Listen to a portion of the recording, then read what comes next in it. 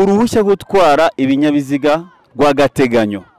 Urwo ruhushya ruhabwa umuntu wakoze ikizami cyanditse cy'amategeko y'umuhanda, bikagaragara neza ko yayatsinze kandi ayazi. Icyo gihe aruhabwa habanje kugaragara yuko nta burwayi afite, muganga yabyemeje igihe yamupimye. Ntabwo ruhabwa umuntu warwaye indwara zikurikira: umuntu urwaye amaso, cyangwa se urwaye uburwayi bwo kutumva, cyangwa se kubura urugingo. Uruhushya rw'agateganyo gutwara ibinyabiziga rufite agaciro ku nzego zose z'ibinyabiziga. Rufite agaciro ku rwego A, rufite agaciro ku rwego B, rufite agaciro ku rwego B1, rufite agaciro ku rwego C, rufite agaciro ku rwego F, rufite agaciro ku rwego D ndetse na D1. Icyo gihe urwo ruhushya rufite rw'agateganyo, ushobora kwiga ikinyabiziga cyose cya rumwe muri izo nzego tumaze kuvuga, ariko ntabwo wemerewe gukorera izo nzego zose mu gihe ufite uruhushya rw'agateganyo. Turagenda tubireba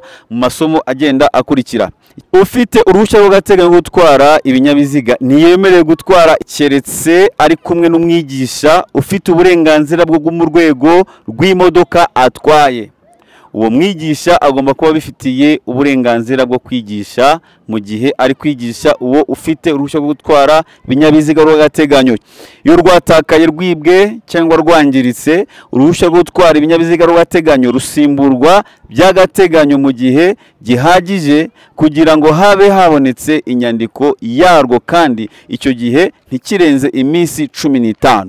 Urwo rupapuro rufite agaciro nta kurushya rwo gutwara ibinyabiziga, rutangwa na Procureur wa Repubulika. Uruhushya rwo gutwara ibinyabiziga rwamburwa umuntu warwaye indwara zikurikira: umuntu urwaye amaso, cyangwa se urwaye uburwayi bwo kutumva, cyangwa se kubura urugingo. Uwo muntu bamwambura uruhushya rwo gutwara ibinyabiziga rwa burundu. Cyitonderwa: icyemezo cya Procureur wa Repubulika ntikijuririrwa iyo cyafashwe kubera kwanga gusuzumwa na muganga.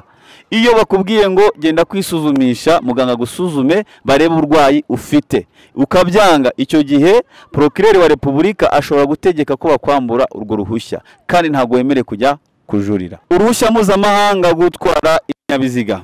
Polisi y'igihugu ifite ububasha bwo gutanga uruhushya mpuzamahanga bwo gutwara ikinyabiziga hakurikijwe ibiri mu masezerano y'i Vienne, Autriche, yo ku itariki ya 8 Ugushyingo 1968, yerekanye n'uburyo bwo kugenda mu muhanda. Ni ukuvuga ngo polisi y'igihugu ifite uburenganzira bwo gutanga uruhushya mpuzamahanga kubera yuko bashingira ku masezerano yasinyiwe i Vienne muri Autriche ku itariki ya 8 ukwezi kwa 11 1968 mu bijyanye n'amategeko y'umuhanda. Icyitonderwa: umuyobozi agomba kuba ashobora kuyobora gukora igihe cyose ibyo ategetswe, kandi agomba kugenga igihe cyose ikinyabiziga cyangwa inyamaswa ayoboye.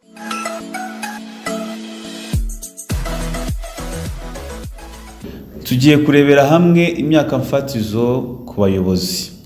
Iyo uvuze umuyobozi mu mategeko y'umuhanda, twumva neza ko ari umuntu wese ushobora kuyobora mu nzira nyabagendwa, akayobora abantu, akayobora inyamaswa, akayobora amatungo ndetse n'ibinyabiziga. Reka dutangirire ku myaka fatizo ku bayobozi b'amatungo. Imyaka fatizo ku bayobozi b'amatungo ni imyaka 12. Imyaka fatizo ku bayobozi b'inyamaswa ni imyaka 14.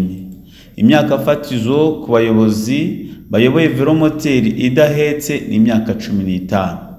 Imyaka fatizo ku bayobozi bayoboye velomoteri ihetseho umuntu inyuma ni imyaka 17. Imyaka mfatizo ku bayobozi bayoboye ipikipiki, bayoboye ibinyabiziga byo mu rwego B ni imyaka 18. Imyaka fatizo ku bayobozi bayoboye ibinyabiziga byo mu rwego C, D, E na F ni imyaka 20.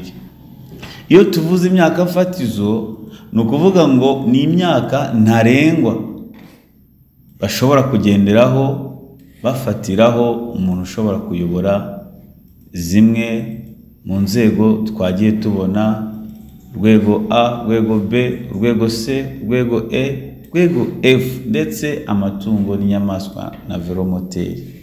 Ni imyaka bafatiraho bashobora kuba bagenderaho.